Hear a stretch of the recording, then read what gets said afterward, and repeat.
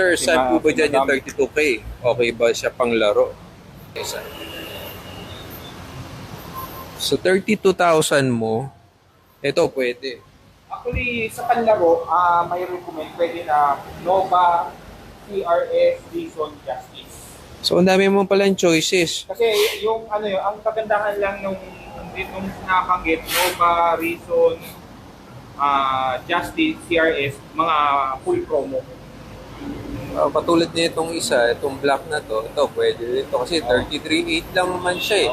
Malapit na sa budget mo. Ito, 34,500. Ito, parang lime green. Ito, pasok na pasok sa budget mo. No, ano to? Anong model to? Thrill Seeker. Thrill Seeker na with the people. 32,500 lang. Ayan, pwede pang laro. Ano Yan. siya? High-tech promo. Ito rin fly bikes, pwede rin. 30,500. So may sukli pa yung 32,000. Ito medyo mas mataas, 40,800 to. Ito na yung isa sa mga okay na Reason at saka yung Justice. Yun. Full promo.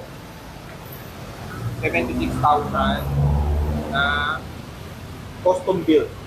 Oh, ito pala cult na Heaven's Gate, custom build to. Kaya ang presyo niya is around 76.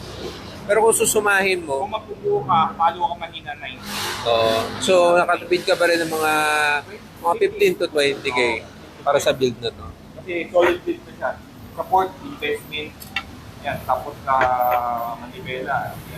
Bigla, bali ang parts nito cult saka iklat. Hindi niya animal. BB animal. Magaganda yung parts niya. Oo. Tsaka yung hub niya, naka-shift yan. Yun. Wala ka napapal doon? Wala talaga. Wala lang. Kung may baltan naman, kasi na lang yung sa mga sizes na may gusto ka. Size, bawa yung height ng handlebar, same, yun na lang. Pero, Wala na talaga.